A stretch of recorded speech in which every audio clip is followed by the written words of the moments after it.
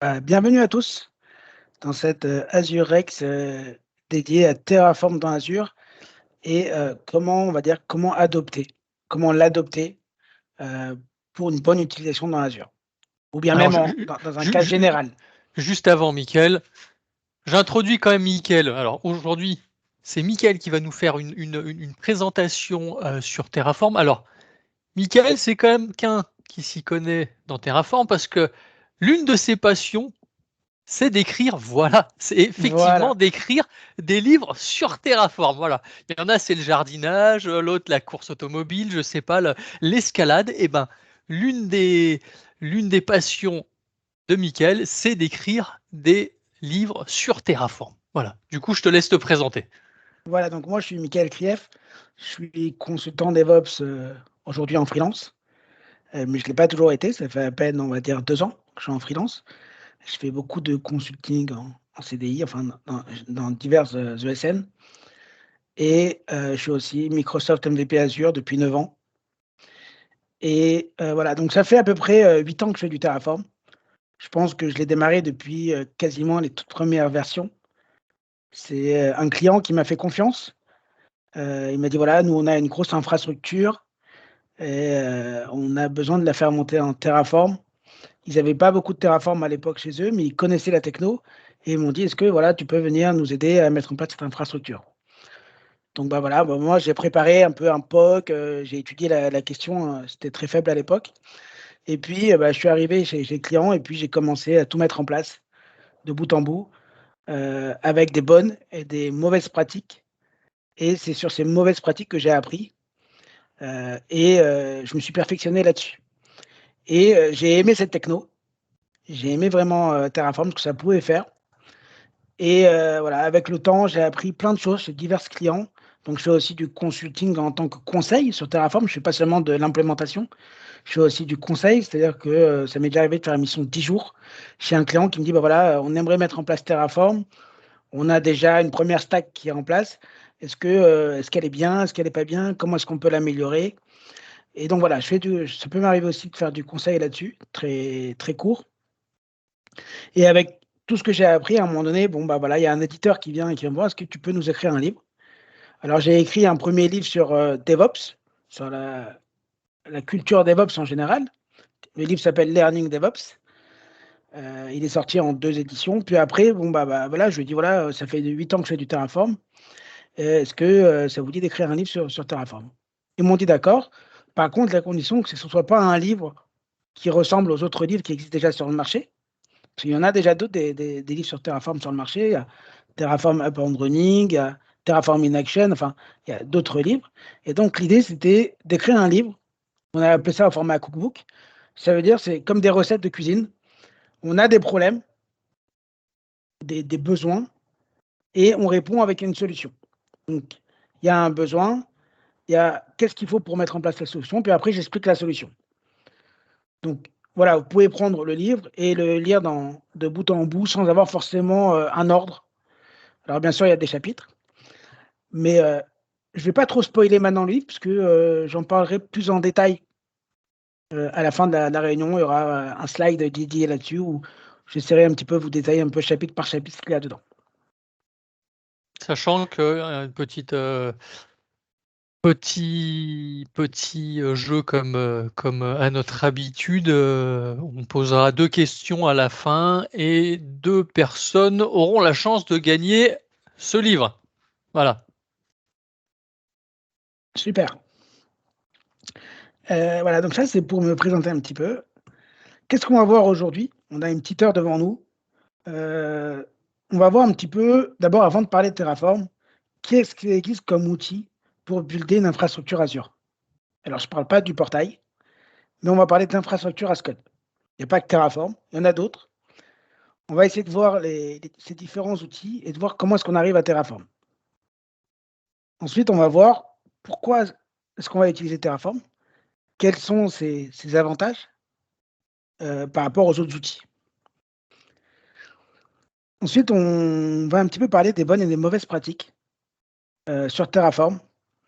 C'est en 2 slides, il y a quelques, voilà, c'est des listes voilà, de bonnes et mauvaises pratiques que vous pourrez peut-être connaître, qui s'applique en général à du code, hein, du coding, mais qu'on va pouvoir retrouver aussi sur Terraform.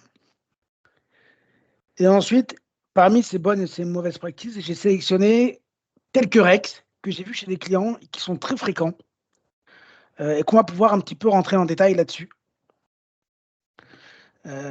qui sont des bonnes et des mauvaises pratiques, mais on va un petit peu en parler un petit peu plus en détail.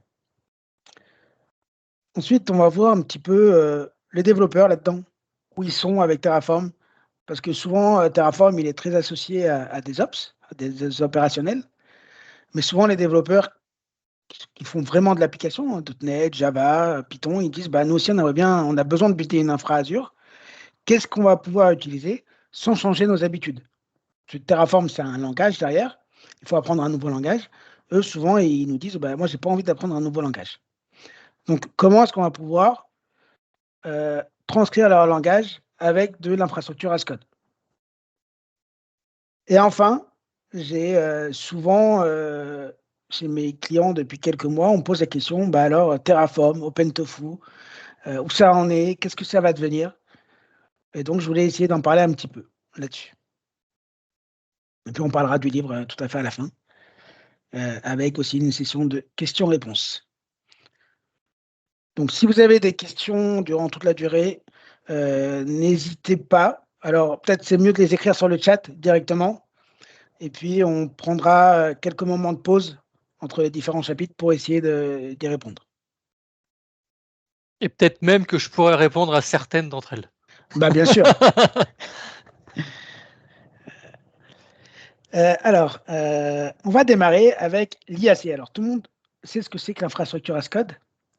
C'est la façon de pouvoir déployer une infrastructure, de construire une infrastructure, mais non pas avec du clic-clic sur un portail, mais avec du code. Alors, il existe plusieurs technos pour ça. Alors là, on va se focaliser un peu Azure, hein. Il y a plein d'autres, il y a tous les autres clouds. On ne va pas détailler tout ce qui est sur tous les autres clouds, c'est pas possible. Puis là, on va se focaliser un peu sur Azure. Donc, il y a les technos de type impératif, donc, qui sont principalement du scripting, avec par exemple de l'AZ-CLI. Donc, on va écrire un script shell, PowerShell, avec de l'AZ-CLI, qui va faire appel à des commandes AZ-CLI. On peut utiliser PowerShell avec les AZ modules. On peut utiliser l'API REST d'Azure directement, donc bien sûr dans du scripting, bien sûr tout ça. Et aussi, on peut utiliser les différents SDK. Il y a différents langages. Azure, il y a le SDK Java, SDK Go, vous pouvez l'utiliser, SDK Python, vous pouvez l'utiliser pour builder votre infrastructure. L'impératif, les langages de type impératif, alors d'abord, ça demande d'écrire beaucoup de code pour faire finalement une action.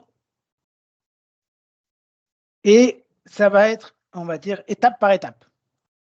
Par exemple, je vais écrire une commande AZ-CLI, un script AZ-CLI qui va me créer un ressource groupe dans Azure. La première fois que vous allez écrire la commande AZ group create, ça va vous le créer. Tout se passe bien. Dès que vous allez rejouer le script, qu'est-ce qu'il va vous dire? Il va vous dire attention, le ressource groupe existe déjà. Donc là, vous dites si je veux que mon script soit idempotent, ça je veux pouvoir le réexécuter autant de fois que je veux, sans qu'il y ait d'erreur, il faut que je complète mon script en disant attention, je vais écrire une ligne en testant pour savoir si mon ressource groupe existe déjà avant de pouvoir faire sa création. Même chose, si je veux supprimer un élément, il faut que je vérifie que mon élément existe déjà. Sinon, il risque de vous sortir une erreur. L'élément que vous voulez supprimer n'existe pas. Et donc, finalement, pour une action, ça demande d'écrire beaucoup de lignes de code. Et moi, j'ai déjà vu des scripts qui font plus de 1500 lignes, 2000 lignes de code pour builder une infrastructure, et ça devient très vite immaintenable. Alors attention, je ne dis pas qu'il ne faut pas l'utiliser, c'est juste que ça dépend de votre besoin. Si c'est juste créer un ressource group, créer un storage account pour une toute petite infra, ça vaut peut-être le coup pour des actions vraiment de maintenance. Mais quand vous voulez créer une grosse infrastructure qui soit pérenne dans le temps, il faut commencer à passer sur du déclaratif. Donc ça, c'est le deuxième type de techno. Déclaratif, ça veut dire que vous allez écrire une configuration qui dit ce que vous voulez avoir au final. Donc, je vais écrire un code qui me dit je veux un ressource group avec tel nom, telle location, Et lui, le code doit pouvoir l'exécuter tel qu'il est.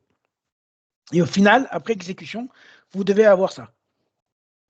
Et normalement, vous ne devriez pas vous soucier, c'est le moteur derrière qui va se soucier de faire les checks, de savoir si ça existe ou si ça n'existe pas, avant de le créer. Parce que vous, au final, vous n'écrivez qu'une configuration. Alors, en déclaratif, il y a le premier qu'on connaît tous parce que c'est ce qui est natif chez Azure, c'est l'ARM template. Donc, c'est du gros JSON que vous allez écrire, qui est souvent imbitable à lire, compliqué à écrire, mais qui, voilà, qui est natif à Azure. Donc, avec ça, vous écrivez un gros fichier JSON, vous appliquez un PowerShell, et ça va vous appliquer donc, toute votre infrastructure Azure que vous avez écrite dans votre JSON. Vous allez avoir aussi Bicep. Donc là, c'est natif, on va dire, Azure. Azure, quand ils ont commencé à avoir un peu Terraform qui commençait à monter un petit peu en popularité, ils ont dit il faut qu'on arrive à faire quelque chose un peu de similaire de notre côté. Et donc, Bicep, c'est un langage, on va dire, plus pour les développeurs, c'est-à-dire qu'ils vont écrire du code, par exemple Java, mais qui sera derrière retranscrit en ARM template. Ce n'est juste qu'un wrapper à l'ARM template. Ensuite, il y a... si je peux me permettre, c'est ça. C'est juste une abstraction supplémentaire au-dessus de l'ARM template qui vient juste consommer les API Azure et faire en sorte que le code soit beaucoup plus lisible, un peu à l'image de Terraform, comme tu l'as dit. Exactement. Alors, il faut savoir que tout ça, tous ces outils déclaratifs, ce n'est pas magique. Derrière, ce qui est appelé, c'est l'API. L'API reste Azure. C'est juste qu'elle est appelée de différentes façons. C'est soit l'ARM template en format JSON qui va être envoyé, donc le payload, tout ça, ça va être envoyé à l'API. Soit c'est Bicep aussi qui va appeler l'API. Même Terraform, finalement, le provider Azure ne fait qu'appeler l'API. Donc, il y a Terraform et OpenTofu. Donc ça, on va en parler plus largement aujourd'hui. Il y a aussi Azure Service Operator. Ça, j'ai eu l'occasion d'utiliser récemment. Alors ça, c'est pour ceux qui font, on va dire, du Kubernetes. Ça permet d'écrire une configuration Azure que l'on veut donc appliquer avec en format ressources Kubernetes. Donc, je vais écrire un YAML qui représente mon ressource group avec mes informations de mon ressource group, qui sera de kind ressource group, par exemple, ressource group Azure. Bien sûr, il faut installer l'opérateur en amont. Vous allez donc écrire différents YAML qui va représenter les différentes ressources que vous voulez créer. Et l'opérateur, qui est bien sûr hébergé dans votre Kubernetes, va créer toutes les ressources Azure qui sont décrites dans vos fichiers YAML de spécification. Alors, c'est un projet, personnellement, je ne sais pas s'il sera très maintenu pendant très longtemps. Donc, aujourd'hui, Azure Service Operator, elle est maintenue par Azure, par les équipes Azure. Mais je pense, d'après ce que j'entends, que ça commence à se diriger vers Crossplane, qui est la même chose, mais maintenu par une plus grosse communauté. Alors, ce n'est pas maintenu par Azure, mais c'est maintenu par une plus grosse communauté avec des systèmes de providers en fonction des différentes cloud providers aussi. Azure Service Operator ne permet de gérer que Azure, alors que Crossplane, il permet de gérer plus de cloud providers derrière. Et enfin, il y a Ansible, qui a aussi des modules pour créer des ressources Azure. Je ne l'ai jamais utilisé, mais voilà, ça existe. Ça peut être servi, mais je ne sais pas dans quelle façon c'est maintenu, les différents modules Azure.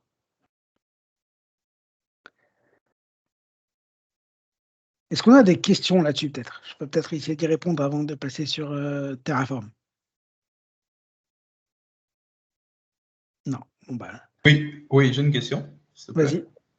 Vas-y. Concernant le Azure Service Operator, ça suppose qu'il faut avoir dans son infra un cube qui a les droits de pouvoir aller créer des ressources. C'est ça? Oui, tout à fait. Donc, ça peut être n'importe quel cube. Ce n'est pas forcément un AKS. Il va falloir que tu crées un SPN, donc un service account, enfin un compte Azure, donc avec un client ID et client secrète que tu vas renseigner dans l'opérateur. que tu vas installer. Et lui, donc, c'est l'opérateur qui va avoir les droits de créer les ressources Azure. OK, très clair. Merci. Voilà. Alors maintenant, on va parler de Terraform. Donc maintenant, c'est quoi l'écosystème de Terraform? Donc Terraform, il fait partie de la suite HashiCorp. Alors cette suite, elle est composée principalement de plusieurs outils, principalement des CLI, donc command line, comme Terraform, Vault, Consul, Packer, Vagrant et Nomad. Il y en a d'autres encore, mais je ne vais pas tous les citer. HashiCorp propose aussi, alors on a parlé des CLI, mais HashiCorp propose aussi une solution managée pour ces outils qu'on appelle HCP, donc HashiCorp Cloud Platform, qui est une plateforme payante, mais qui vous évite d'avoir à installer tous les outils donc, sur votre poste, puisqu'ils intègrent directement tous les outils qu'il faut.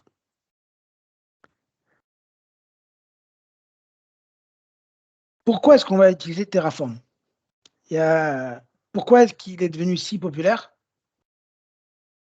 Alors d'abord parce que c'est un binaire qui est gratuit pour un usage non commercial. C'est très important de le comprendre. On en parlera avec OpenTofu, mais il faut bien comprendre que c'est pour un usage non commercial. Ce binaire, il est multi-OS, c'est-à-dire que vous pouvez l'installer sur tous les OS.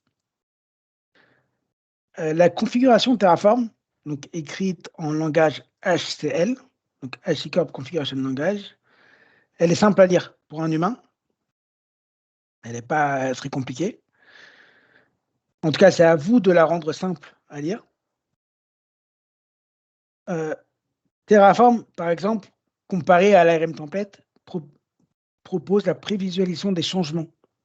On fait un Terraform plan, ça permet de voir les changements qui vont être appliqués avant même de l'appliquer.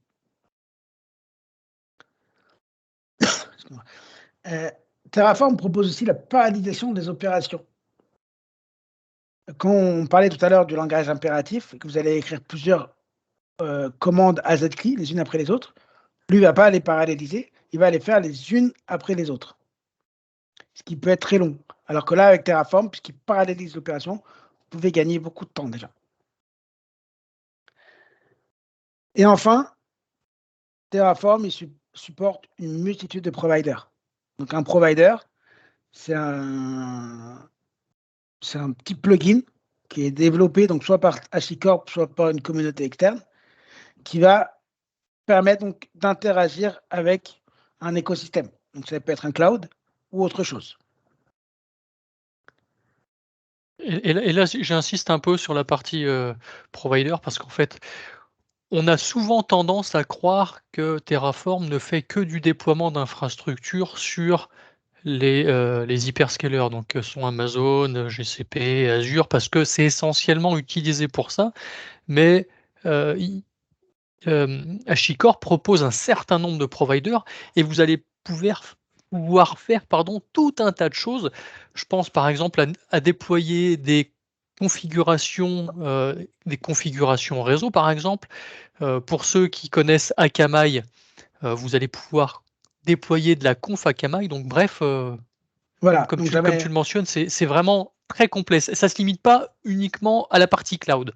Exactement. Donc, les providers, effectivement, Terraform, il est devenu populaire avec ces fameux grands providers, parce que ce sont aussi ceux qui sont très bien maintenus par les différentes communautés. Mais il y a une multitude de providers. Moi, j'ai déjà utilisé le provider Kubernetes, provider Helm. C'est-à-dire qu'avec Terraform, je peux provisionner des applications dans Kubernetes. Je peux provisionner des packages Helm dans les Kubernetes. Je peux exécuter avec le nul ressource, je peux exécuter n'importe quelle commande en local. Donc, avec un outil qui est déjà installé en local, je peux l'exécuter. Par exemple, un cas dans Azure, je peux exécuter de l'AZCLI avec Terraform, par exemple. Si certaines choses ne sont pas faisables avec le provider natif Azure, Azure RM, ben on peut utiliser l'AZCLI directement dans Terraform.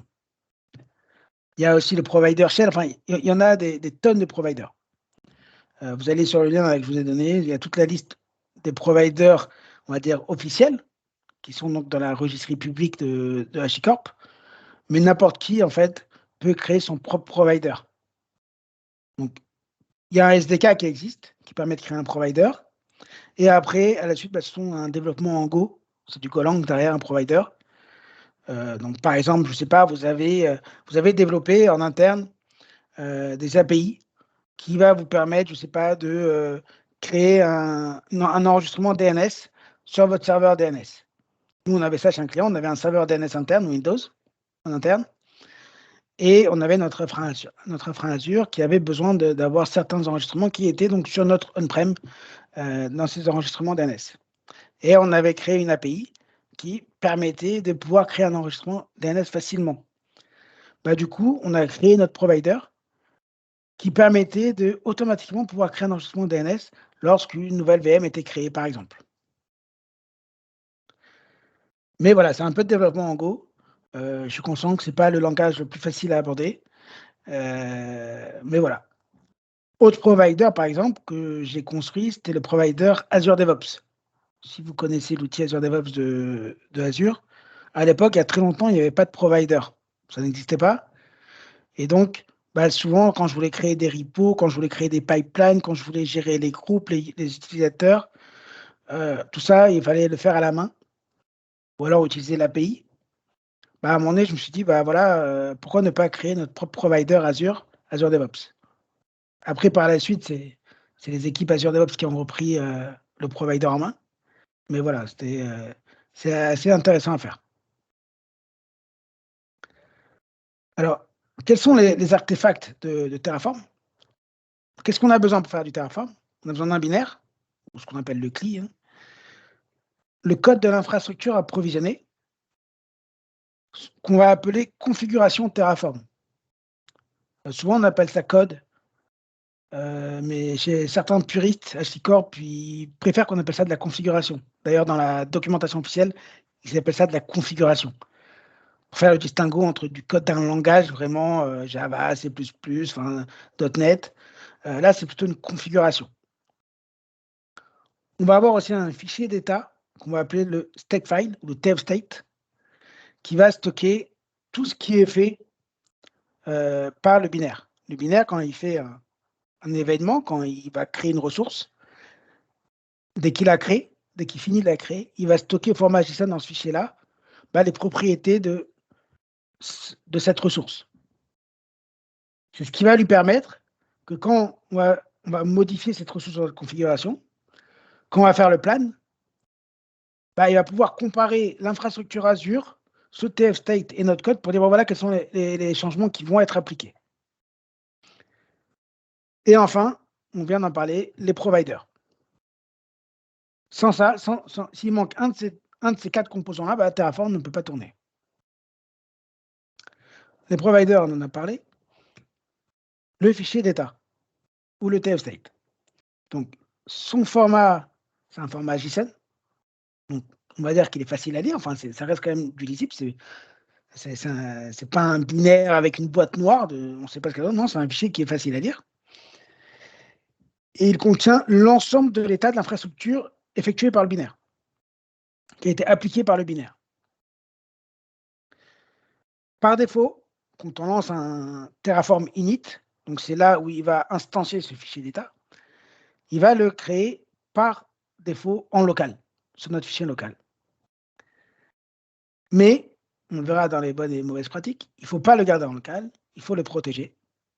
Car d'abord, il peut être utilisé par plusieurs personnes. Quand on travaille en équipe sur la même configuration, forcément, donc, chaque fois qu'on va faire appel au Terraform init de cette configuration-là, ça va faire appel au TF-state. Et deuxièmement, il peut contenir des données sensibles, des mots de passe, des infos de certificat.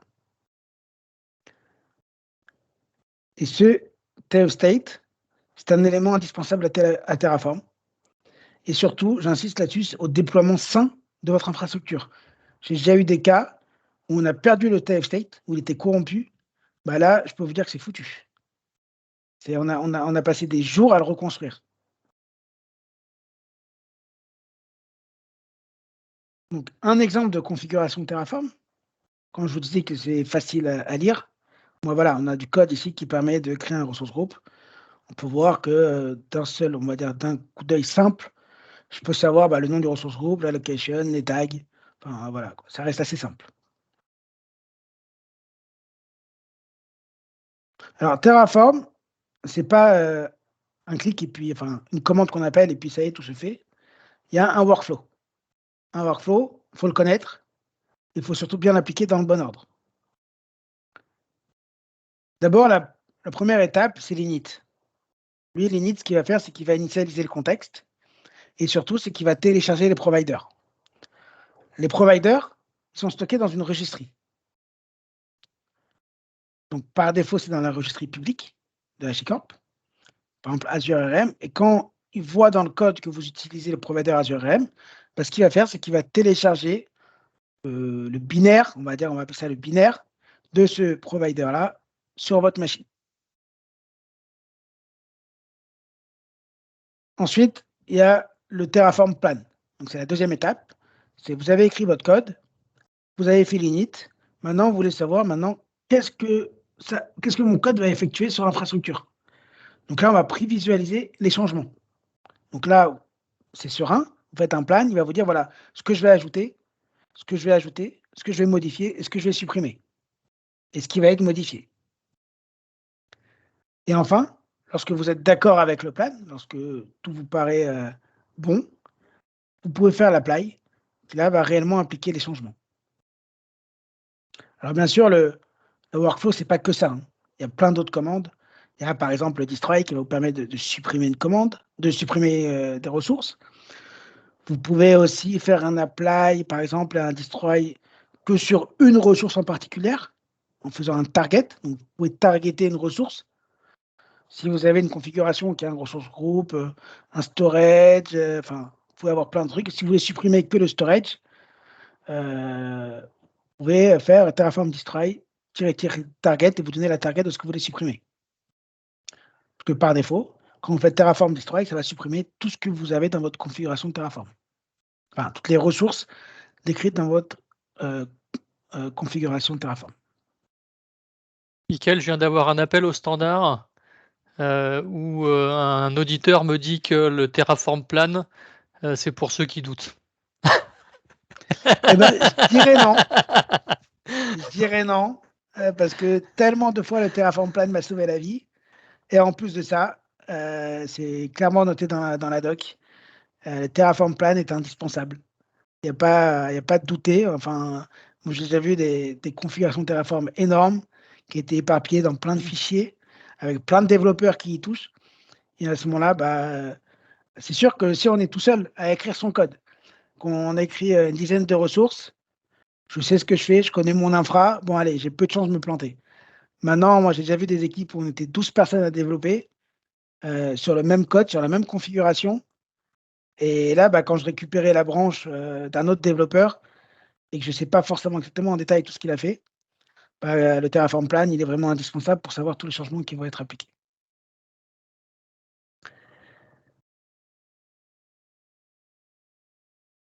Est-ce qu'il y a d'autres questions, peut-être avant qu'on passe aux bonnes et mauvaises pratiques?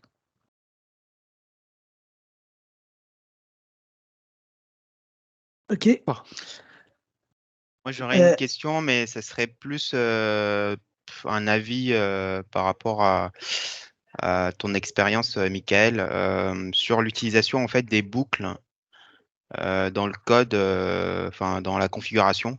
Est-ce que je pense qu'après, ça rentre aussi peut-être dans le cas des bonnes et des mauvaises pratiques. Est-ce que pour oui. toi, avec ton expérience, tu penses que c'est quelque chose qui est bien à faire et pourquoi? Et est-ce que c'est plutôt l'inverse? Et pourquoi par rapport à ce que tu as vu? Ouais, alors Voilà, merci. effectivement, c'est pas que je ne veux pas y répondre, c'est que ça fait partie des bonnes et mauvaises pratiques. Je ne l'ai pas forcément noté dans mes slides, mais quand j'aurai fini les bonnes et mauvaises pratiques, si chacun veut noter ces questions que je n'ai pas mentionnées, puis on en reparlera, tous ensemble, on pourra discuter sur d'autres bonnes et mauvaises pratiques. Ok, Je ça prends marche. note. Merci. Ouais. Donc, pour démarrer, il y a 2 slides, on va dire, de liste comme ça, un petit peu que j'ai listé. D'abord, quand on écrit de la configuration Terraform, ça revient même que les bonnes pratiques sur du développement logiciel. Nommage des variables, nommage des ressources, la lisibilité du code, les commentaires. On a tendance parfois à mettre un peu trop de commentaires, mais souvent les commentaires, on les laisse, on oublie de les supprimer ou alors ils sont complètement dépréciés, enfin ils n'ont plus rien à voir avec notre code. Donc là, ça peut au contraire induire en erreur. Voilà, toutes ces bonnes pratiques qu'on met sur du code logiciel, c'est à mettre en pratique sur du code Terraform. Pour ça, je vous invite à lire le livre, le fameux livre qui est très connu, qui s'appelle Clean Code, qui vous donnera des conseils sur comment écrire du code propre logiciel, mais voilà, qu'on peut très bien appliquer sur du code Terraform. La deuxième recommandation que je donnerai, c'est d'être à jour sur les binaires et les providers. Terraform, alors, le binaire lui-même évolue de temps en temps, donc lui déjà, c'est bien d'être à jour, mais c'est aussi sur les providers. Alors, pour vous donner un exemple avec Azure, Azure, ils font une nouvelle version du provider tous les vendredis. Donc là, déjà, vous pouvez regarder tous les vendredis dans leur changelog quelles sont les ressources qui ont été changées, modifiées, améliorées. Souvent, ils font des améliorations, ils corrigent des choses dans le provider Azure et ils en rajoutent des nouvelles ressources. Donc souvent, on voit des choses qui n'y étaient pas jusqu'à présent, et puis tout d'un coup, on les voit apparaître.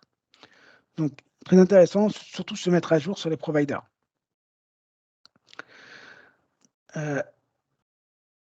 Alors, quand on démarre avec Terraform, on veut l'utiliser en local facilement avec le CLI, c'est facile. Mais après, quand on commence un petit peu à l'industrialiser et à avoir une grosse infrastructure, il faut quand même commencer un petit peu à l'automatiser avec un workflow. Parce que quand on exécute en local et qu'on est 3-4 développeurs à exécuter chacun en local, on n'a plus de traçabilité. Demain, je vois une ressource qui a disparu, je me dis, c'est qui a fait un destroy là-dessus? Je ne sais pas. Donc, c'est pour ça, mon conseil, c'est de mettre en place un workflow avec un outil qui va vous permettre de suivre la traçabilité de votre déploiement. Autre conseil, attention aux suppressions des ressources automatiques. Par exemple, dans Azure, enfin dans le provider Azure, si vous changez le nom d'une ressource dans la configuration de Terraform, le Terraform, ce qu'il va faire, c'est le provider qui est codé comme ça, c'est qu'il va supprimer la ressource pour la recréer avec le nouveau nom. Et c'est là que le plan il est important, parce que quand vous allez faire votre Terraform plan, c'est là où il va vous dire attention, je vais supprimer cette ressource et puis je vais vous la recréer. Alors, il y a des ressources où il n'y a pas d'impact, c'est supprimer et recréer. Mais il y a des ressources, par exemple, comme des disques, des storage accounts qui contiennent de la donnée, s'ils sont supprimés automatiquement, ça peut faire très mal. Et donc, c'est pour ça que, par exemple, on peut utiliser dans le lifecycle, dans la propriété lifecycle, vous pouvez utiliser le prevent destroy. True, ça veut dire que vous dites à la configuration de Terraform que je ne veux pas que cette ressource soit supprimée. C'est-à-dire que si à un moment donné ou à un autre, la ressource va être supprimée, l'application de Terraform s'arrête là en donnant une erreur.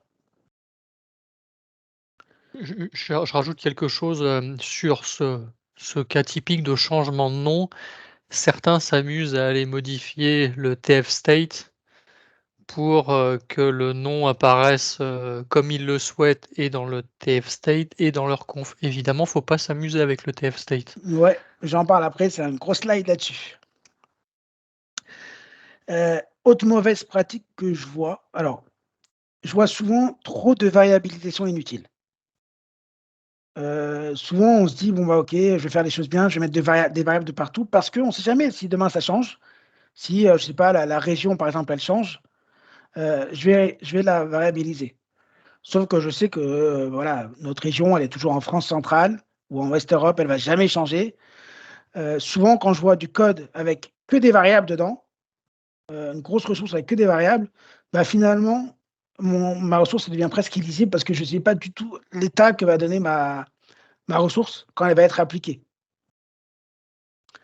Et puis souvent, on se rend compte que des variables, on met souvent des valeurs par défaut dedans qui ne sont jamais changées.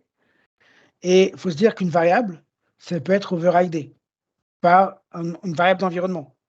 Quand vous mettez une variable dans votre code, vous pouvez mettre tf underscore var underscore le nom de votre variable en tant que variable d'environnement et vous pouvez overrider la valeur que vous lui avez mis. Donc, quelqu'un peut prendre votre code, il voit une variable, peut mettre une variable d'environnement avec le même nom et ça peut impacter l'application de l'infrastructure. Donc voilà, ne mettez pas trop de variables, il faut en mettre là où il en faut. Rien ne vous empêche d'avoir une valeur au départ en dur, et ensuite, si vous voyez que ça change, de rajouter une variable. Là, ça n'a aucun impact, ni sur le TF7, ni rien du tout, de passer d'une valeur en dur à une variable. Petite question, Mickaël, pardon, de Stéphane, pour la partie Prevent Destroy. Est-ce que tu peux positionner ce paramètre au niveau de ta conf pour empêcher justement la suppression de l'ensemble de tes ressources ou pas? Ou il faut le faire ressource par ressource? Non, il faut le faire ressource par ressource. Et en plus, ce n'est pas variabilisable. Je ne peux pas créer une variable au début qui me dit bon, OK, je mets à true ou à false. Et ensuite, ça fait appel à cette variable. Parce que là aussi, ça peut être dangereux. Quelqu'un peut je voulais éviter la destruction de tous mes disques, par exemple. J'ai créé une variable. Disons qu'on peut mettre une variable. Je crée une variable, bah, quelqu'un va mettre true et ça va. Enfin, va mettre false et ça va tout supprimer. Donc, non, c'est explicite. Après, dans Azure, il y a d'autres techniques. Et on peut mettre du lock, des ressources lock, qu'on peut mettre aussi avec Terraform, qui va, par exemple, vous interdire de supprimer tout ce qu'il y a dans un ressource groupe, par exemple.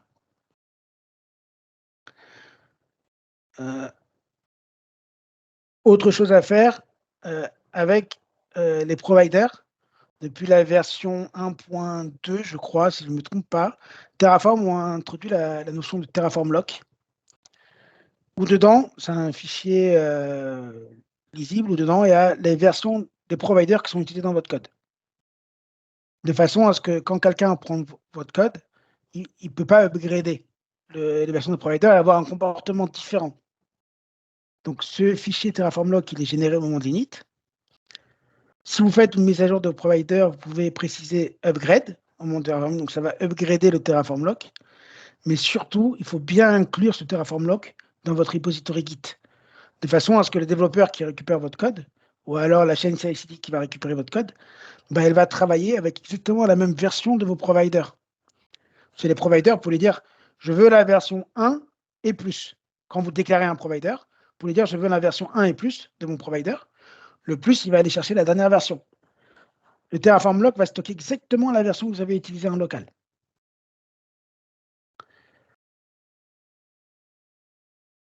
Deuxième partie sur les bonnes et mauvaises pratiques. Alors, il n'y a pas forcément d'ordre dans cette bonne et mauvaise pratique. Mauvaise pratique que j'ai malheureusement vue, c'est de modifier des ressources infrastructure manuellement. J'ai créé des ressources avec Terraform, je les ai appliquées, et puis je me suis dit, bon, bah, ça ne me plaît pas, ou quelque chose qui me bloque. Je vais aller dans le portail Azure et je vais modifier ma ressource. Là, après, notre code Terraform, il ne sert plus à rien. Enfin, si c'est pour avoir des différences entre les deux, ça ne sert à rien. C'est mon code Terraform qui fait foi. Parce que tout simplement, quand vous avez réappliqué le code Terraform, il va réécraser votre changement que vous avez fait à la main. Et puis là, souvent, après, on ne sait pas ce qui se passe parce qu'on voit tellement de différences au moment du plan ou de l'apply qu'on se dit, mais c'est pas possible. Alors qu'en fait, c'est juste des personnes qui l'ont modifié à la main des ressources.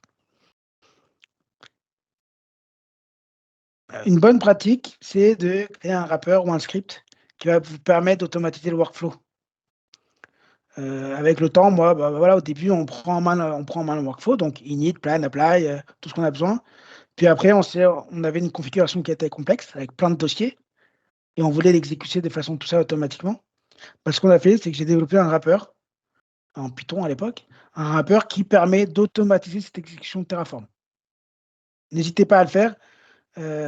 Ça va vous permettre de gagner du temps à chaque fois, d'appeler les commandes Terraform. Il faut en plus les faire dans le bon ordre, dans les bons dossiers. Ça peut parfois être un peu compliqué. Si vous avez besoin justement d'orchestrer du code Terraform, c'est-à-dire que vous avez plusieurs dossiers et que vous voulez orchestrer donc l'exécution de ce code Terraform, vous pouvez utiliser TerraGrunt, qui est un outil tiers, donc édité par Gruntwork, qui va vous permettre de donner un ordre d'exécution. C'est un wrapper, il fait juste appeler les commandes Terraform derrière. Par contre, attention à ne pas trop l'utiliser, en tout cas c'est mon avis, parce que dans la configuration de TerraGrunt, vous pouvez définir des variables, vous pouvez faire plein de choses qui un peu va surcharger la partie Terraform.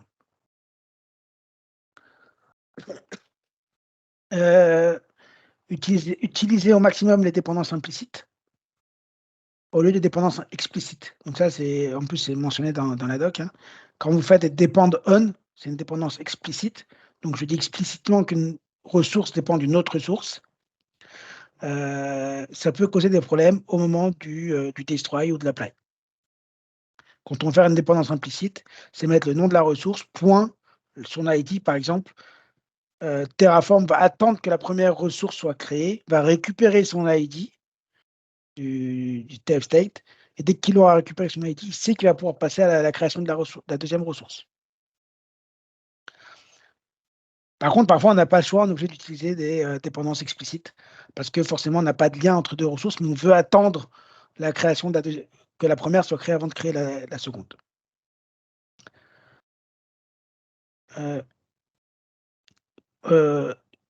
Utiliser des tests. On peut écrire des tests unitaires et d'intégration. Donc, le premier test que vous pouvez faire déjà tout de suite, c'est Terraform Validate. C'est la première commande qui vous permet déjà de vérifier que votre code il est déjà bien écrit, que vous n'avez pas de variables qui n'ont pas de valeur ou des variables qui sont mal écrites ou du code qui est mal écrit. Ensuite, vous avez d'autres outils tierces qui sont très connus. Donc, TFStack, par exemple, qui va vous permettre de faire un tour sur la sécurité des ressources que vous écrivez. Par exemple, si vous écrivez, si vous déployez un Azure Storage et que vous le laissez en public, TFStack qui va tout de suite vous levez une erreur, attention, vous créez un Azure Storage au public, ou alors en HTTP par exemple. Il va vous dire ça doit être fait en HTTPS. TFLint, c'est pour du lint, comme son nom l'indique. Par exemple, TFLint va vous dire vous avez une variable que vous avez écrite mais qui n'a jamais été utilisée. Donc ça vous permet d'avoir du code qui est un peu plus propre. Et TerraTest. Alors TerraTest, c'est un framework en Go qui va vous permettre d'aller un peu plus loin. Donc ça, c'est du test d'intégration. Donc par exemple, vous allez écrire un module qui va vous créer une VM. Donc c'est un module qui va vous créer une VM.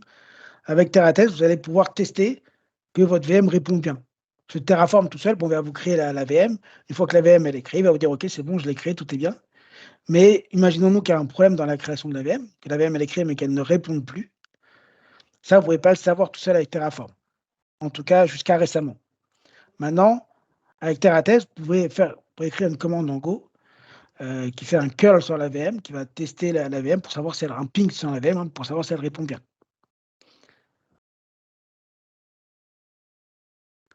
Et enfin, avec l'évolution de l'IA de ces dernières années, souvent, je vois des personnes qui utilisent ChatGPT, par exemple, pour générer du code Terraform. Mais avec mon expérience, je n'ai jamais réussi à générer du code Terraform qui fonctionne du premier coup. Souvent, je ne sais pas comment il fait, mais il ne me génère pas du code qui est très bon. Et je le fais répéter 3 fois, et chaque fois, le code n'est pas bon. Donc, prenez le temps de vérifier votre code Terraform, qui est généré par de l'IA. Ça peut faire gagner du temps, mais ça peut en faire beaucoup, ça peut en faire perdre aussi si on n'a pas vérifié le code qui est généré.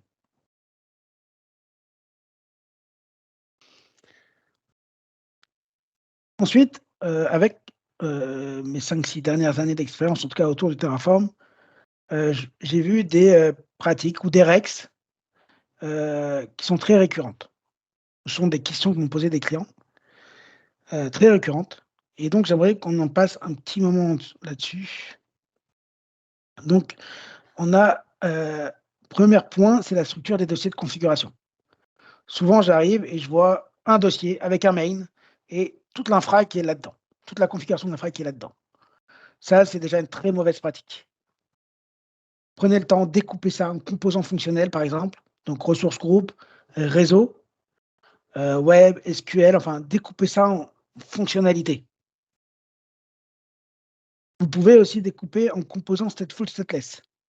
Donc, stateful, c'est ce qui contient de la data, par exemple des disques, du storage. Ça, ce sont des données, des composants importantes. Et stateless, c'est ce que vous pouvez supprimer, recréer à la volée qui ne contiennent pas de data. Et enfin, vous pouvez aussi faire un découpage technique. Donc, par exemple, créer une configuration qui va créer votre AKS et une autre qui va déployer vos applications avec Helm avec le provider M dans cette EKS qui vient d'être déployé. Donc voilà, prenez le temps de découper. Ce petit découpage va permettre d'avoir des petits TF state et surtout, et donc du coup, moins de risque d'erreur. Quand vous allez faire un Terraform Destroy, il va vous supprimer tout ce qu'il y a dans votre configuration. Vous risquez de supprimer beaucoup de choses. Là, au moins, si vous êtes sur un petit dossier, par exemple web, vous pouvez faire un Terraform Destroy, tranquillement, ça va vous supprimer que votre partie web. Si vous avez un dossier disque, par exemple, vous savez que vous avez des données là-dedans, vous savez que vous pouvez facilement interdire le destroy là-dessus. Enfin, faites attention, en tout cas, lorsque vous faites un destroy sur ce dossier-là. Ensuite, l'utilisation des modules.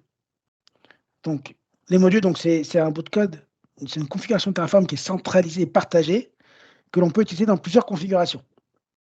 Alors là, je n'ai pas vraiment de réponse à donner. Ça va dépendre de vos cas de figure. Souvent, on pose comme question, est-ce que je mets un module localement, c'est-à-dire dans le même dossier, dans le même repo Git, je crée un dossier VM avec le code du module dedans, qui est appelé partout, ou alors est-ce que je le partage dans mon dossier, il est partagé dans une registrie, ou alors dans un source Git avec du versioning. Ça dépend de votre contexte. Ça a des avantages et des inconvénients dans chacun des cas. Moi, j'avais déjà préconisé de mettre dans du Git avec du versioning, mais on s'est rendu compte que ça faisait beaucoup d'allers-retours entre les différents repos, parce qu'il fallait versionner, il fallait écrire le module, taguer, versionner, ensuite revenir sur notre configuration, changer le numéro, refaire des commits, des pull requests. Enfin, il y avait beaucoup de pull requests. Et donc, du coup, on s'était rendu compte. Et finalement, après, on a fait retour arrière, on est revenu en arrière sur une partie locale. Et une autre question qu'on pose, c'est est-ce que j'utilise des modules publics, donc de la registrie publique d'HashiCorp, ou alors je vais créer mes propres modules qui font peut-être la même chose que ce qu'il y a en public. J'ai pas de réponse, tout dépend aussi de ce que vous voulez mettre dans vos modules. Ce que je sais, c'est que quand vous utilisez des modules publics, attention, s'il vous manque des choses, s'ils ne sont pas mis à jour, c'est un petit peu à votre risque et péril, parce que c'est-à-dire que pour avoir la mise à jour, il va falloir attendre les pull requests et la validation des contributeurs. Petite question, Michael, de Stéphane. Est-ce que tu as un avis sur le découpage par périmètre applicatif? Donc potentiellement du SAP, de la compta, Salesforce. Encore une fois, je pense qu'il est bien de dissocier chaque configuration applicative l'une de l'autre pour justement éviter, en cas de souci, d'impacter l'une ou l'autre. C'est mon avis. Exactement, c'est ce que je dirais. Et en couplant ça avec des modules. Parce que si dans vos périmètres applicatifs, vous retrouvez des VM, par exemple, vous n'avez pas dupliqué le code. Bien sûr, on retourne sur les bonnes pratiques de code. Il ne faut pas dupliquer du code pour rien. Les modules sont là justement pour centraliser du code qui va être répétitif. Vous pouvez avoir autant de répertoires que vous voulez, autant de configurations que vous voulez. Mais l'idée, c'est qu'il ne faut pas non plus avoir à dupliquer du code. Ayez des modules et vous pouvez avoir autant de dossiers que vous voulez. Les enfants. Ouais. Je peux intervenir, c'est moi qui ai posé la question. Déjà, merci beaucoup pour cette présentation. En fait, c'est la manière dont tu as parlé du découpage fonctionnel juste avant. Je l'ai un peu ressenti parce que moi je viens plutôt du monde du code et je l'ai ressenti comme si tu découpais par exemple service, DTO, repository, etc. Et dans le monde logiciel, moi j'ai commencé à faire ça aussi et donc je suis parti plutôt par un découpage par fonctionnalité. Et c'était vraiment pour comprendre, est-ce que tu avais toujours ce découpage, on va dire, par type de ressources. Donc là, tu présentais ressources groupe dans ton précédent slide, où c'était vraiment, tu as ce découpage-là, mais tu as encore une arborescence au-dessus qui est SAP, compta, etc., etc. Alors, moi aussi, je viens du monde du dev. J'ai fait beaucoup de dev avant. Et j'aime pas l'exposer comme ça, mais pour moi, je vois la configuration de Terraform comme un peu des microservices.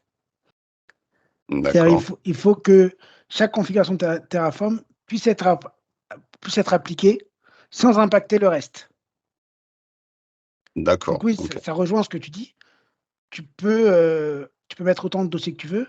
Attention quand même à l'imbrication, de ne pas en avoir non plus une tonne. Ouais. Moi, j'ai déjà vu comme ça aussi des périmètres fonctionnels et j'ai même vu encore une imbrication par environnement parce qu'on avait des ressources qui étaient différentes par environnement. Donc, par exemple, en dev, on avait une VM, en prod, on avait un autre balanceur en plus qu'on n'avait pas en dev. Donc, on créait même des dossiers, parfois même par environnement. D'accord, ok. Mais après, bien sûr, plus tu vas en avoir des dossiers imbriqués, plus ça va être compliqué à gérer derrière. Ok, ça marche. Merci beaucoup. De rien. Autre point important, c'est sur les informations sensibles. Il ne faut surtout pas stocker des informations sensibles dans le code, dans la configuration, comme par exemple des mots de passe. Parfois, on se dit on n'a pas le choix, mais surtout quand vous laissez ça dans du Git, ça peut très vite être dangereux. Donc, ça peut être des mots de passe, ça peut être du code de certificat, ça peut être des choses sensibles. Des mots de passe, ça peut être des logins, passwords de VM, ça peut être plein de choses. Il faut utiliser des vaults. Donc, quand je dis vault, c'est en sens générique, c'est-à-dire des systèmes qui vont permettre de protéger vos mots de passe. Azure, on a Azure Key Vault. Et au sens plus large, on a HashiCorp Vault qui vont vous permettre de stocker donc, des mots de passe, des informations sensibles. Et avec le provider, pouvoir aller requêter au fur et à mesure, à la volée, aller requêter ces mots de passe. Par contre, ce n'est pas parce que vous utilisez un vault que tout est clean et tout est protégé. La valeur du secret que vous avez récupéré, elle est quand même stockée en clair dans le TF state. Et donc, il faut quand même bien protéger le TF state. Le TF state, voilà, si vous le mettez dans un storage, il faut bien le mettre dans un storage bien protégé avec que le compte Terraform qui peut y accéder.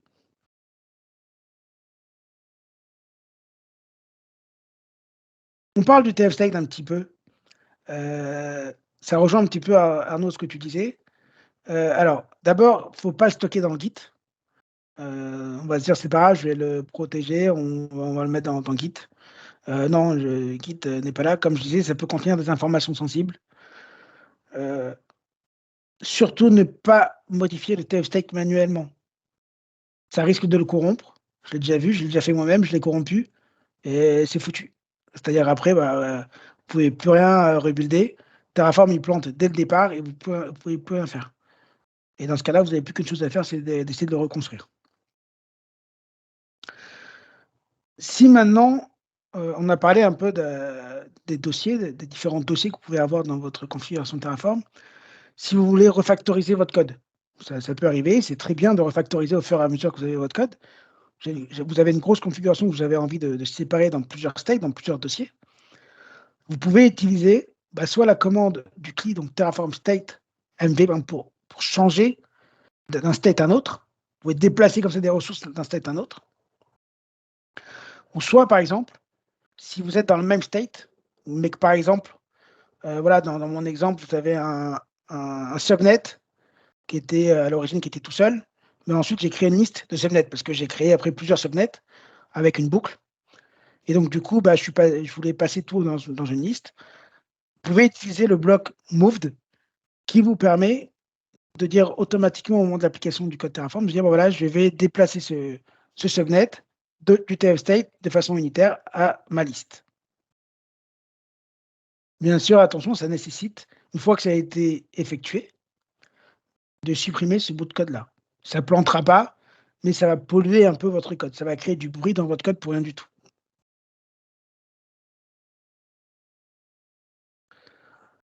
On est dans Azure. Il y a des choses quand même importantes. Authentification Azure pour le provider. Le provider, quand il va créer une ressource dans Azure, il va vouloir s'authentifier. On en a parlé un petit peu à un moment donné. Comment est-ce qu'on va authentifier le provider? Souvent, on se dit, c'est pas grave, j'ai un compte perso, et puis je vais l'utiliser avec un AZ login, ce qui est faisable, hein, c'est tout à fait fonctionnel. Je fais un AZ login, et mon provider va automatiquement détecter mon authentification et va l'utiliser pour pouvoir créer des ressources. Sauf qu'en général, on a des droits qui sont un peu plus larges que ce qu'on a réellement besoin. Et donc, du coup, c'est dangereux, ça, je peux créer beaucoup de choses. Ce qu'il faut, une des bonnes pratiques, c'est plutôt de créer un service principal qui, lui, a les droits exactement au bon endroit, avec les bonnes permissions, et utiliser ce service principal pour pouvoir authentifier le provider.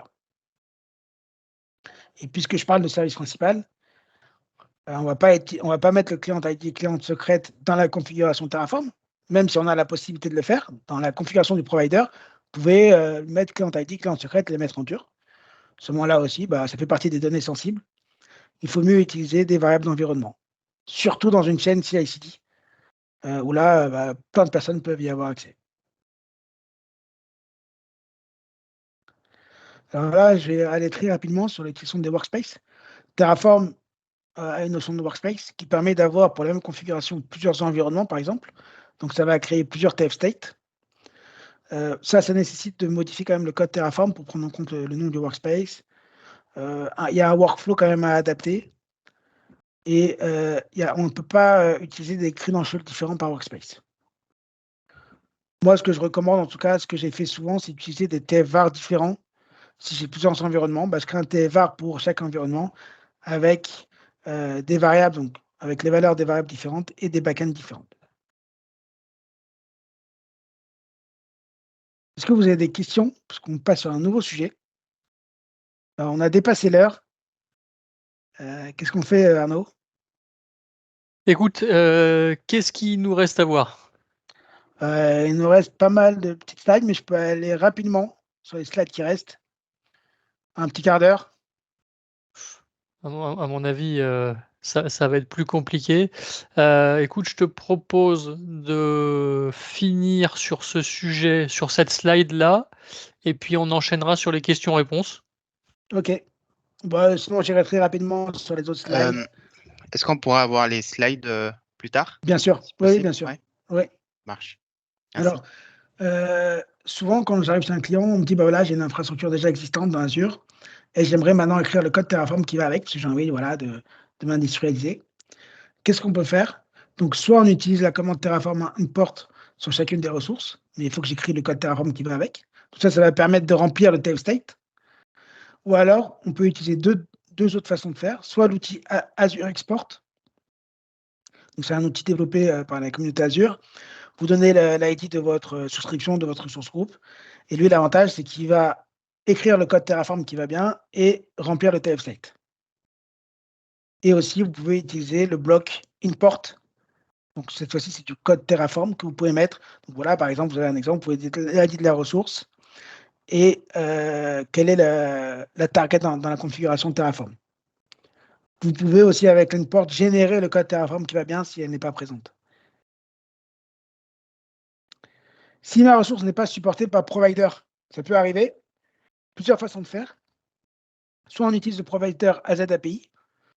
Donc ça, c'est un provider aussi développé par Azure qui vous permet d'appeler l'API, en fait, tout simplement Azure.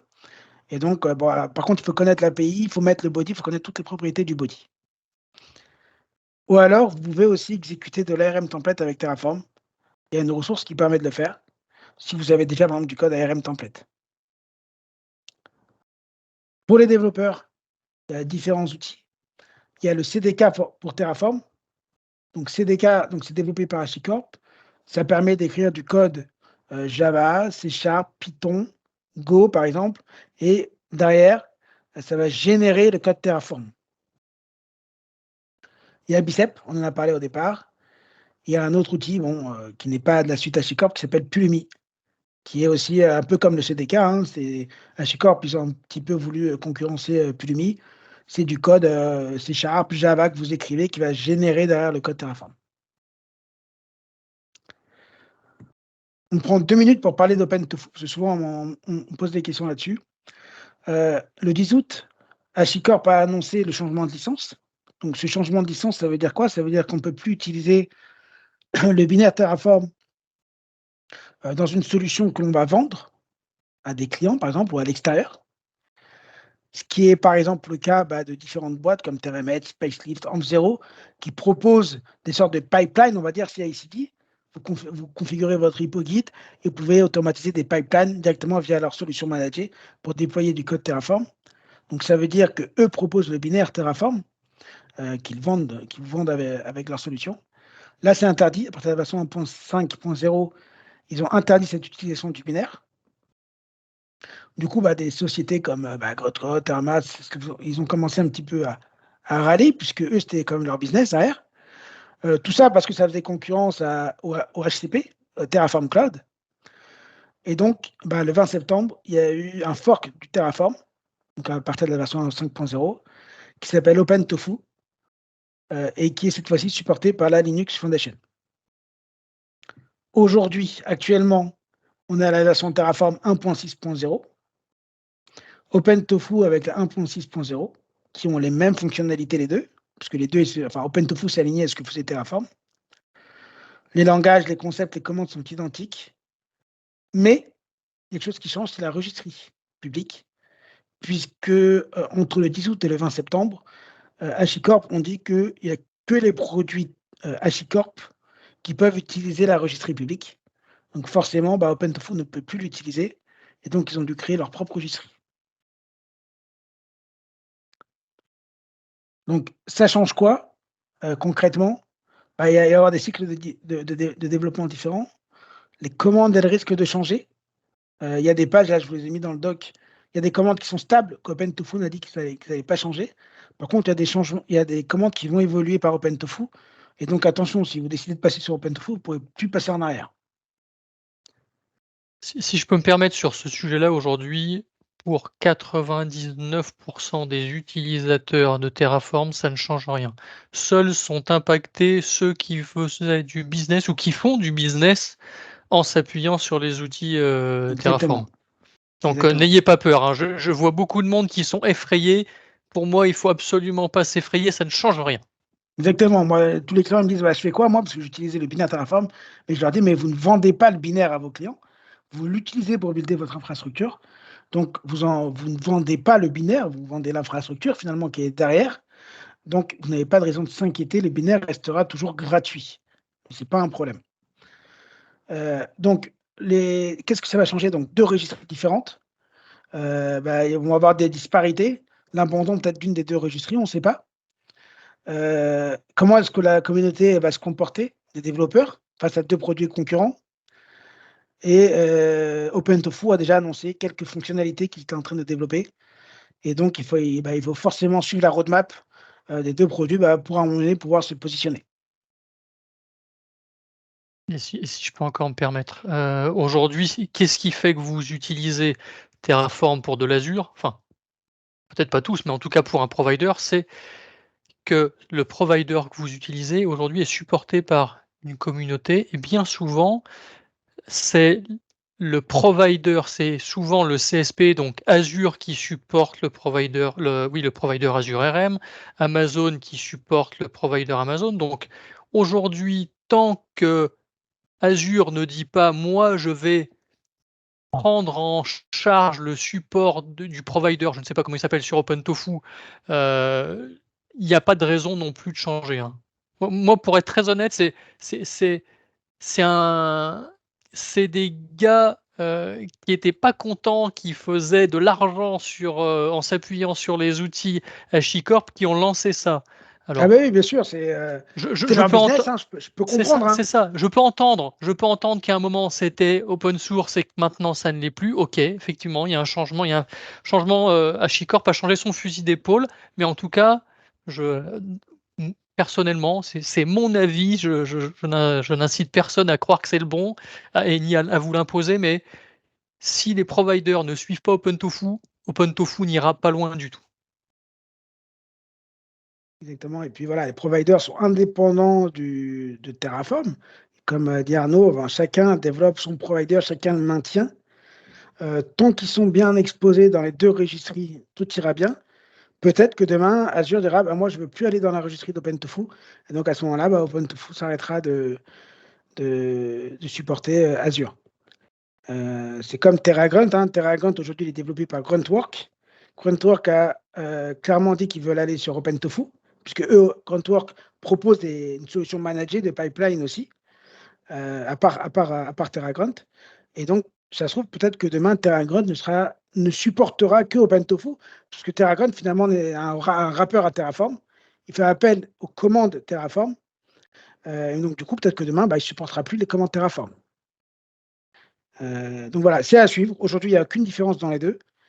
Mais voilà, faites attention. Si vous allez sur OpenTofu, rien ne prédit que c'est l'avenir.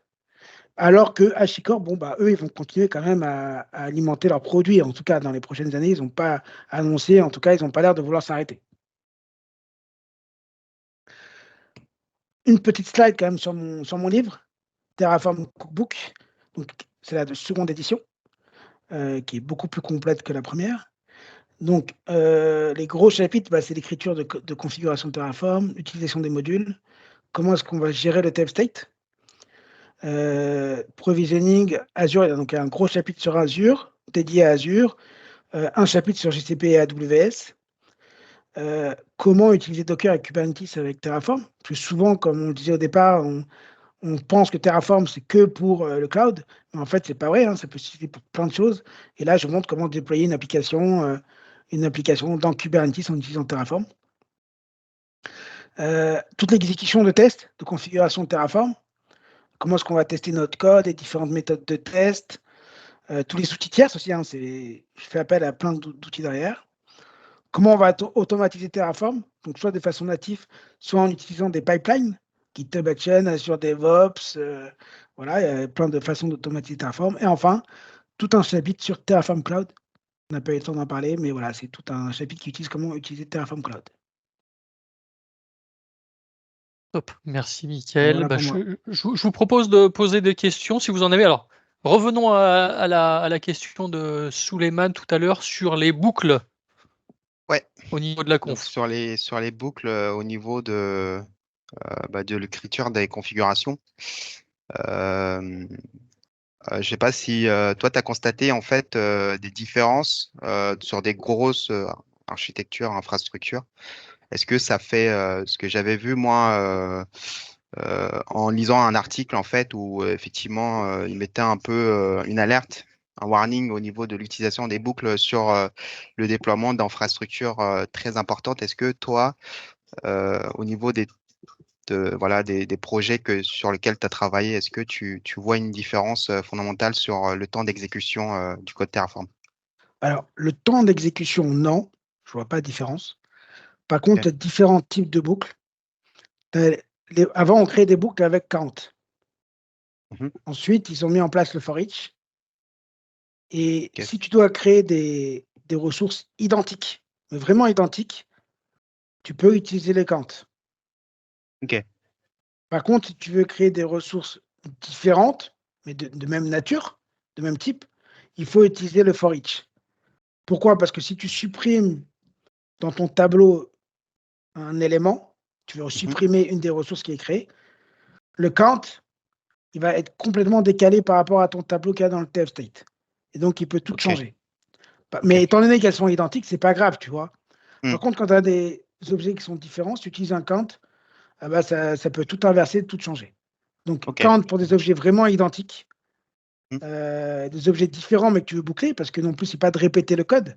Donc, si tu veux créer, par exemple, des NSG, donc des security rules, par exemple, mais tu as un tableau avec une cinquantaine de rules, tu vas pas les mettre une par une dans ton code. Tu peux te créer un petit tableau, et là, tu fais un for each sur ce tableau-là pour te créer toutes tes ressources. Ok, ça marche. Super, merci. Et j'avais une deuxième question, j'en profite. Est-ce que tu aurais des tips, des astuces concernant l'utilisation en fait des fichiers de variables TF-var? Comment toi tu vois l'utilisation de ça si par exemple dans une équipe de plusieurs personnes, comment ça se gère ce genre de fichiers? Alors, il y a une recette dédiée dans le livre. Ça va être compliqué de l'expliquer comme ça à la volée. Les TVAR, par exemple, tu peux en créer un par environnement. C'est Mhm. souvent ça qui se fait, hein, parce que tu as des configurations différentes par environnement. Euh, Tu peux en créer aussi une par personne, si tu veux avoir des configurations différentes par personne. Ok, Mais voilà, attention à leur complexité. Il ne faut pas que ça devienne ok, trop complexe. ça marche. Super, merci beaucoup. En tout De rien. cas, super présentation, merci. Merci. Est-ce que d'autres questions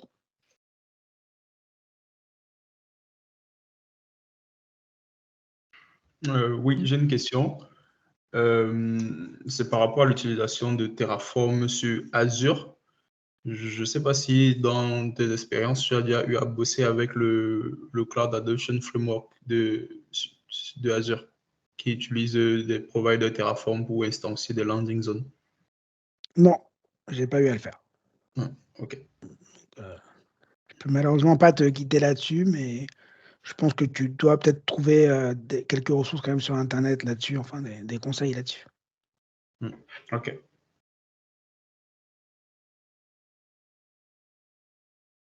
D'autres questions? Non.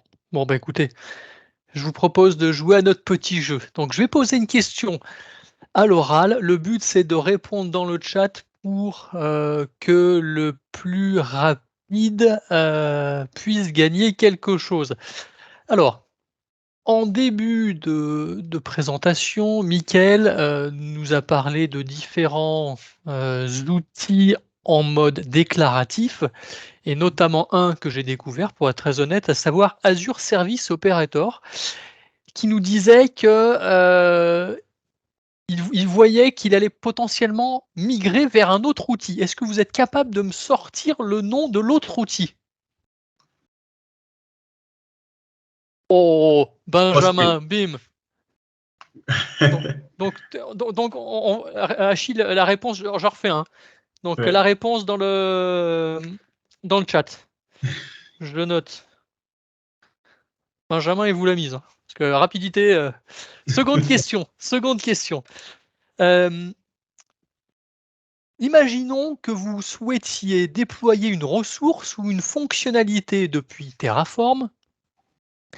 Malheureusement, le provider Azure RM ne fournit pas encore la possibilité de le faire. Donc vous avez la possibilité potentiellement d'exécuter un script ARM template ou un script bicep, ou quelle est la troisième possibilité? Utiliser Terraform et vous rappelez la commande, utiliser la Terraform et vous apprendre la commande AZ de CLI. Alors, c'est pas celui-ci que. Il y a des malins.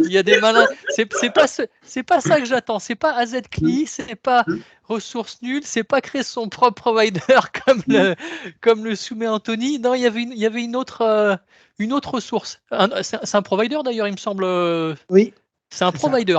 J'aurais dû spécifier, c'est un provider. C'est un provider. Et attention, je ne l'ai peut-être pas précisé au moment de la presse, utiliser toutes ces autres façons-là, que ce soit la ZCLI ou l'ARM template ou ces autres façons-là, le problème, c'est que ça ne suit pas le cycle de Terraform, du state de Terraform. C'est-à-dire que si vous créez une ressource avec l'ARM template, par exemple, avec le provider de l'ARM template, ça va bien vous générer la ressource en Azure, ce n'est pas un problème. Dans le TF state, vous allez avoir un enregistrement de type ARM template. Mais si vous faites un destroy, il ne va pas vous supprimer la ressource dans Azure. Lui, Terraform, il ne sait pas quelle était la ressource qu'il vous a créée. Il sait juste qu'il a créé une ressource de type ARM template. Et donc, ce qu'il va faire, c'est qu'il va supprimer dans le TF state la ressource de type ARM template. C'est tout.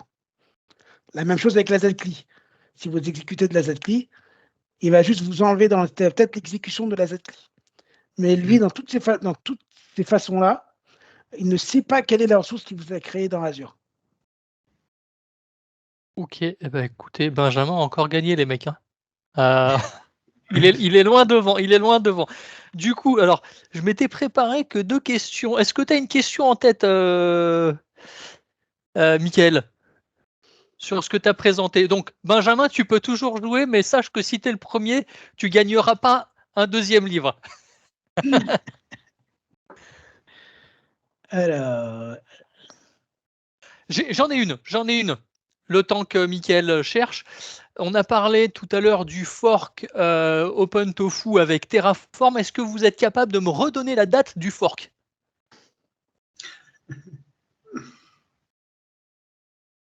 Anthony, c'est Anthony qui l'a.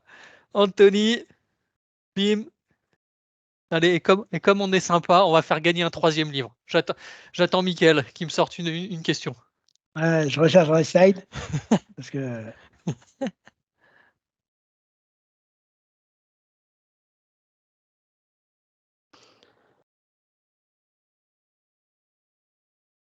Ok, on a parlé dans les bonnes et mauvaises pratiques de Terraform.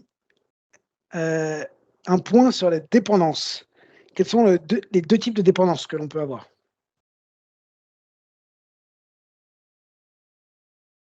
Allez, implicite, explicite. Stéphane est le troisième gagnant.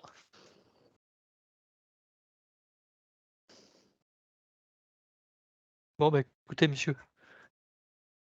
Vous aurez eu l'occasion de gagner à 3 reprises, pour ceux qui n'ont pas gagné. En tout cas, merci Mickaël pour cette présentation. J'espère qu'elle vous a plu. En tout cas, moi, c'était très intéressant. Donc, comme je le disais, on va faire il y a un enregistrement qu'on mettra sur YouTube si vous souhaitez re-regarder. Et puis voilà, je remercie Mickaël, je vous remercie tous. Pour ceux qui ont gagné, ne partez pas tout de suite, juste que je prenne vos adresses. Donc c'est tout pour moi. Mickaël, le dernier mot pour toi? Voilà, merci beaucoup. Arnaud, tu as mes coordonnées. Je suis sur LinkedIn. Si vous avez des questions, vous pouvez toujours me contacter sur LinkedIn.